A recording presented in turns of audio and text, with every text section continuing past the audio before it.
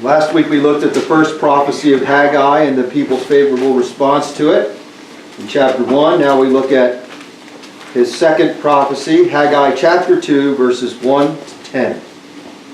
Chapter 2, verse 1. In the 24th day of the 6th month in the 2nd year of King Darius, in the 7th month in the 21st day of the month came the word of the Lord by the ministry of the prophet Haggai, saying, Speak now to Zerubbabel, the son of Shealtiel, prince of Judah, and to Joshua, the son of Jehozadak, the high priest, and to the residue of the people, saying, Who is left among you that saw this house in her first glory? And how do you see it now? Is it not in your eyes a comparison of it as nothing? Yet now be of good courage, O Zerubbabel, saith the Lord, and be of good comfort, O Joshua, son of Jehozadak, the high priest. And be strong, all ye people of the land, saith the Lord, and do it. For I am with you, saith the Lord of hosts. According to the word that I covenanted with you when ye came out of Egypt, so my spirit shall remain among you. Fear ye not. For thus saith the Lord of hosts, Yet a little while, and I will shake the heavens and the earth and the sea and the dry land.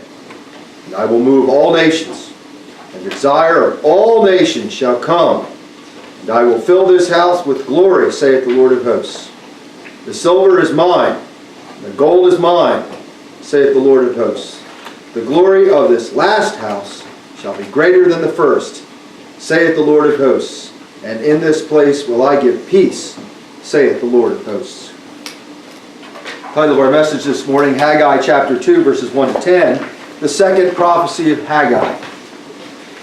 In last week's text, we read of Haggai's first prophecy to the Jewish exiles, who were permitted to return to Jerusalem, you'll remember, by the Persian king Darius.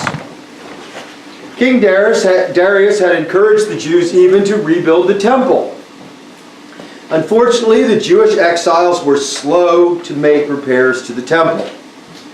Haggai, the prophet, was then sent to rebuke and exhort the Jews to continue to rebuild the temple.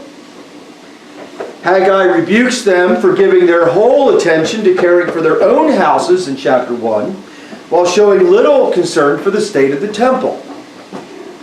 In order to animate them to obedience, God explains that He has deliberately cursed the present harvest of the Jews and will continue to remove His goodness towards these exiles if they do not obey the voice of the prophet and rebuild the temple. There are 4 points to our message this morning, verses 1 to 3, the date and address of the second prophecy. Verse 4, 3 questions for the exiles. Verses 5 and 6, a message of encouragement from Haggai. And then verses 7 and 10, the future glory of the second temple prophesied. You'll remember the first temple was the one built by Solomon, was destroyed in 586. Ezra and Nehemiah are coming to rebuild this temple, Zerubbabel, and after 586. That's the second temple. We learned last week that the Jewish exiles had the proper response to Haggai's first prophetic rebuke and exhortation. They immediately repented of over-caring for their private homes and under-caring for the temple. God favorably responded to the repentance by promising to be with them in their attempts to repair the temple. Today's prophecy is given 3 weeks after the first. The reader discovers that after only 3 weeks, the exiles are already discouraged. Consequently, God sends His prophet Haggai to them for a second time with words of encouragement and a prediction that the glory of the second temple will even exceed the glory of Solomon's first temple. We come to our first point, verses 1 to 3, the date and address of the second prophecy with some background information. Verse 1. In the 24th day of the 6th month in the 2nd year of King Darius. We're given the date. The book of Haggai, you'll remember, contains 4 prophecies, all made in the span of 4 months. If we substitute the Hebrew calendar for our own, as we did last week, the dates are August 29th, 520, September 21st, 520, October 18th, 520, and December 18th, 520. Now today we will hear the second prophecy, the one on September 21st. It should be understood that the 15th day of the 7th month on the Jewish calendar, which is our 21st day of September, is no ordinary day. Every Jew knew that the day of this prophecy was the time that the Jews gathered for the Feast of Tabernacles. Leviticus 23:33-43. Haggai delivers this speech on the 7th day of this feast, our 28th of September. The Feast of Tabernacles was also called the Feast of Booths, and you'll remember it reminded the Israelites of the time they had to live in tents or booths after their deliverance from Egypt. This feast, of course, had a messianic flavor to it because it foreshadowed when Christ would leave his regular dwelling of heaven and dwell in the body of his flesh. The first prophecy, you'll remember, of Haggai was a rebuke and an exhortation to complete the temple. This second prophecy was an encouragement to the returning exiles who had grown discouraged in just 3 short weeks. There was a danger that the workers would quit out of discouragement, and Haggai picks the gathering of the Jews at the Feast of Tabernacles to bring his prophecy of encouragement. Verse 2, in the 7th month, in the 21st day of the month, came the word of the Lord by the ministry of the prophet Haggai, saying. Now, the Jews must have been thrilled to get a second prophecy from Haggai only 3 weeks after the first prophecy from Haggai. The prophecy from Haggai 3 months earlier was a long-awaited revelation from God. Before this prophecy of Haggai came, in 520, they had not heard from any prophet since Jeremiah, and that was at least 66 years earlier. They knew that the Babylonian exile that they were going through was fit punishment for their sins. And now they worried how long God would wait until he spoke to them again by a prophet. They were beginning to wonder if they would ever hear from the prophets again.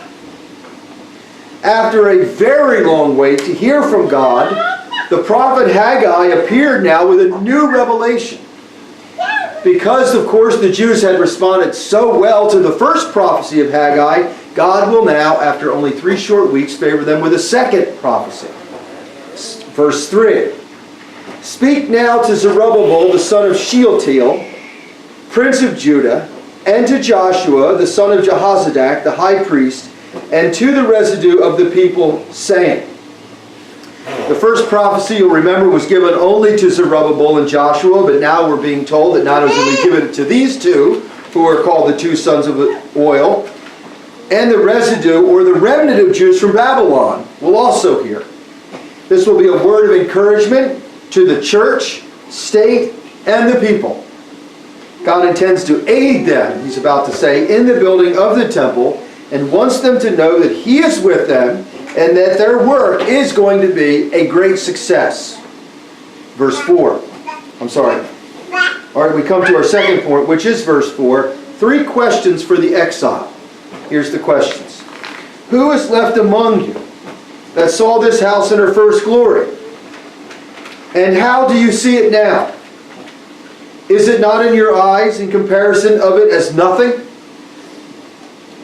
The building of the temple had only gone on for about 3 weeks when already some of the older generation, who remembered what the temple looked like before its destruction, were growing discouraged. It was not so much that the work was going slow. Of course, the early work on the temple would have been all foundational work, and that never goes quickly.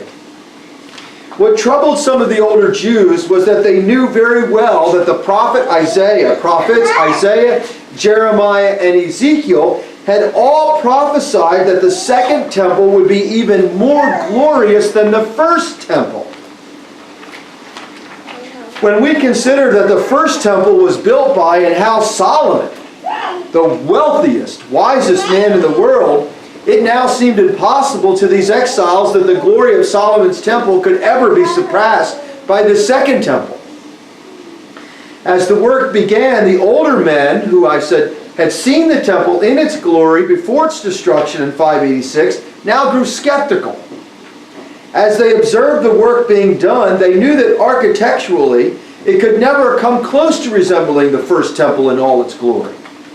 This became a source of discouragement. Furthermore, Cyrus the Great had prohibited by an edict, that's like a law, that the temple to be rebuilt could not be rebuilt according to its former blueprint. He limited the height and length of the second temple. And Darius did the same thing. Although they both helped the Jews, that neither of them would permit the temple to be rebuilt according to its once glorious scale. Both placed a guideline on the size of the second temple. Now this is very significant. Why, we might ask, was this done? How was it that both these kings, though guided by the Spirit of God, did not allow the temple to be reconstructed with the same splendor with which it had been previously built? Now think about that. God had told him it was going to be better than the last one, and here Cyrus and Darius are telling him they're not allowed to make it as big as high, or as high. Well, the answer to that is simple. God had no intention of gaining glory from a temple of architectural magnificence. God was going to fill this temple with the glory of himself in the person of his Son. God used the Gentile kings to assure the physical appearance of the temple was not the focus, but that its true purpose would be to receive the Messiah.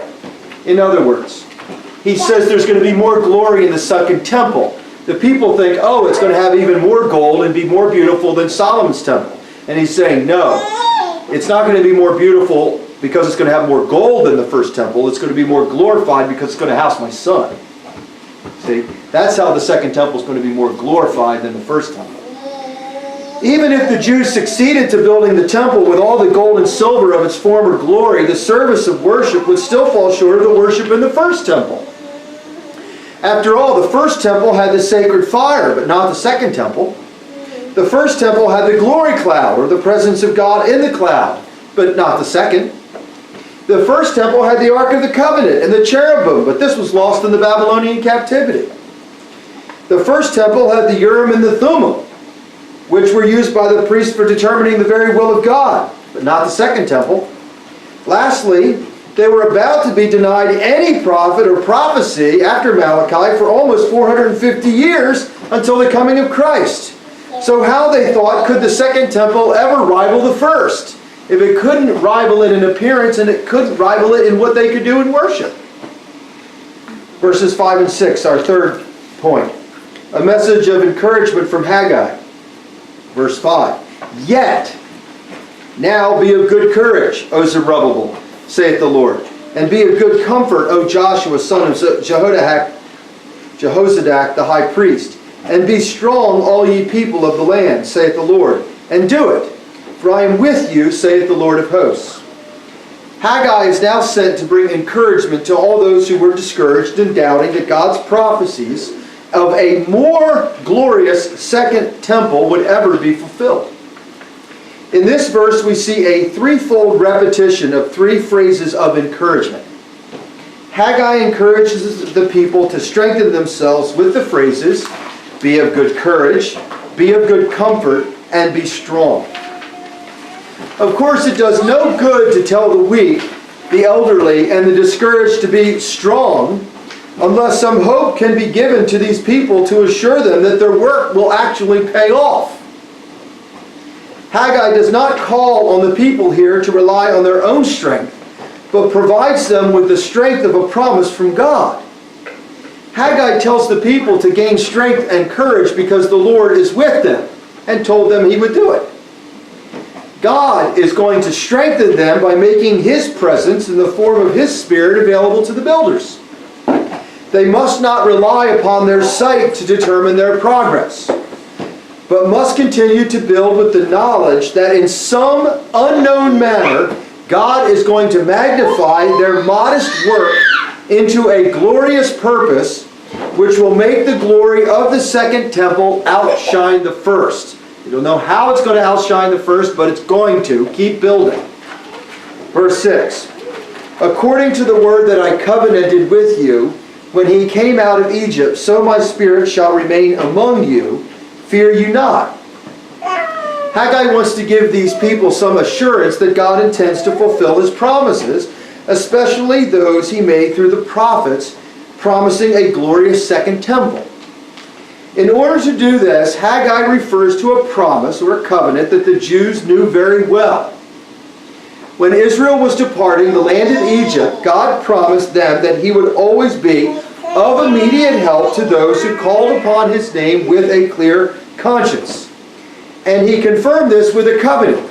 And it says in Exodus 19, verses 5 and 6, Now therefore, if ye will hear my voice indeed, and keep my covenant, then ye shall be my chief treasure above all people.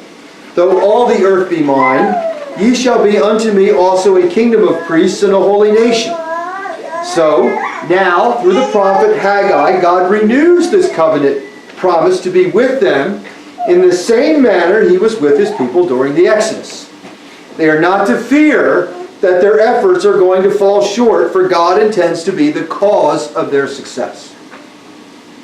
We come to our final point, verses 7 to 10, the future glory of the second temple prophesied. Verse 7. Thus saith the Lord of hosts, Yet a little while, and I will shake the heavens and the earth and the sea and the dry land. Now that Haggai has encouraged the people to search for the invisible hand of God, instead of the discouraging sight of the second temple rebuild, he gives them a prediction. Haggai tells the people that not only will the second temple outshine the first temple, it will happen soon. He says, yet in a little while. This little while will actually be 520 years. And the second temple will never be as glorious as the first temple on the outside, but it will far outshine the first temple because it will be filled with the glory of Christ. The promise of a more glorious second temple is due to the fact that Christ will appear in human flesh and teach in that very temple. This language, I will shake the heavens and the earth and the sea and the dry land, is all very familiar to us from the book of Revelation. To shake the heavens and the earth, you'll remember, means that God is going to bring about some great revolution, or revolutions, which will overturn the social and political governments of the world. We know from history that there were a great many social and political upheavals between the time of Haggai's prophecy in 520 BC and the coming of the Messiah some 520 years later. The Babylonian Empire had already given way to the Persian Empire. The Persian Empire would soon succumb to the Greek Empire, and the Greek Empire would be overrun by the Roman Empire. Christ will appear, of course, during the Roman Empire, but even by 476 AD, the Roman Empire will fall. All these upheavals will be in preparation for the coming of Christ. That's how they'll know he's going to keep his promise, by these changes in government. Verses 8, And I will move, that is spiritually, all nations, and the desire of all nations shall come, and I will fill this house with glory, saith the Lord of hosts. Now we see this prophecy turn more messianic. The words of this verse cannot just be referring to the literal second temple, because that temple was exclusively for the Jews. The glory that will fill the second temple will come from all Gentile nations, and the Messiah will be regarded by all nations, we're told. The first temple, of course, was a magnificent structure in its physical structure. Its costly building materials and costly sacrifices, but this was all material, worldly glory. These were only pictures of a glory that was to come. It is Christ's presence, for he is the King of glory in the second temple, that is the brightness of the Father's glory that will outshine the physical structure of the first temple. Now, the desire of the Gentile nations was never for the first temple. But after Christ comes and the gospel is preached to the Gentiles, then the inhabitants of the world will be shaken by the gospel, and their desire will be to yield obedience to the truths and ordinances of God in Christ. God will so move and shake the nations that he will bend their wills to desire service to the Son. Moving them, of course, is an act of force, and the Lord will move them into forgetting their former nature as heathens, and then supernaturally arouse these Gentiles to submit to his authority. In other words, God will move the nations to desire to come to him, and they will come to him and bring with him their whole being for the service of Christ.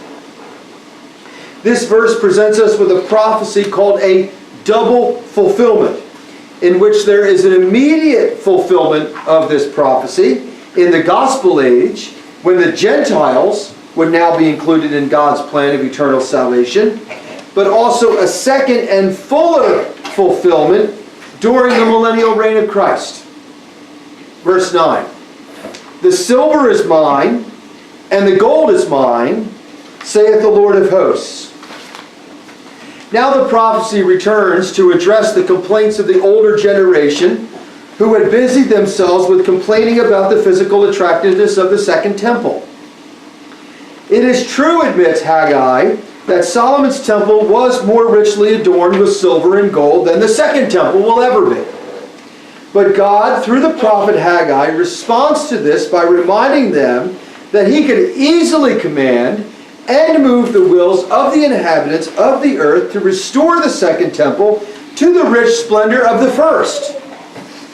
God says, all the silver and gold in the world belongs to me already. After all, it was God who made it, and therefore it can be said to belong only to him. But God never took any delight in gold and silver. They were more for the satisfaction of the people. Therefore, the discouraged exile should stop focusing on restoring the second temple to the appearance of the first. The Father had a far greater glory in mind by which he intended to decorate his second temple. Finally, verse 10. The glory of this last house shall be greater than the first, saith the Lord of hosts. And in this place will I give peace, saith the Lord of hosts. Now the prophecy of Haggai takes on a much larger scale. In this verse, Haggai is no longer even just talking about the second temple, which will be destroyed, by the way, by the Romans in 70 AD. For of that temple we could never say that it brought peace, because the inhabitants of the second temple were always at war with the Romans. Furthermore, if the temple structure itself was of such great importance to God, then why did he allow it to be destroyed in 70 AD? It's clear the text speaks of a future glory that will be superior and even outlive the second temple, far exceeding the silver and gold of the first temple of Solomon and the rebuilt second temple. The temple spoken of here will far exceed the expectations of anyone who simply wants Solomon's temple rebuilt, so they can look upon the silver and the gold. The house spoken of in this text is the kingdom of Christ, and specifically the kingdom of Christ on earth when all the nations will submit to him as king. Haggai here predicts a time when all nations will live at peace with one another, without false religion and without war. This can only refer to the millennial reign, when God subdues all nations to himself so that they can live in peace with one another, sharing Christ as their king. In short, the people probably did not fully understand exactly what Haggai spoke of when he spoke of some greater glory than the first temple, especially when they saw the second temple in ruins, lacking the physical magnificence of the temple worship of old. They were, however, to patiently endure while God was exercising their faith until the time that Christ should appear on the scene and bring the very glory of God into the temple, not by a type or a sign, but by his very physical presence as the God-man. So this prophecy concerns explaining to them that no, the second temple is not going to be as magnificent as the first, but it's going to outshine it in glory because Christ is coming to it. Let us pray. O Lord our God, may we be further taught that there should be no glory in the appearance of a building or a temple or a church, for Christ's The worship of God does not depend upon the exterior of a building. But that the worship of God depends upon worshiping Christ, God, after the commandments that have been given in purity and entirety. Father, may we so be taught by this text to not grow discouraged when tasks seem impossible, for there's things that God has predicted to take place, such as the fall of the Antichrist, the covenanting of all nations must surely take place. And they will take place not because we shall bring it about, but because God has decreed it. We pray these things in thy Son's name. Amen. We conclude our worship with the singing of Psalm 89. We'll now sing verses 11 through 14 to the tune of St. Magnus. And here he continues to talk about how the Jews are about the deterioration of the house of David, how the Jews are about to be taken into exile, how God was once very good to them before their sin. And he reminds himself that even those people that are wicked and may be about to bring the Jews into exile, may be prospering for a time, they were created by God. And the same people that are created by God can be subdued by God. Psalm 89, verses 11 to 14, to the tune of St. Magnus.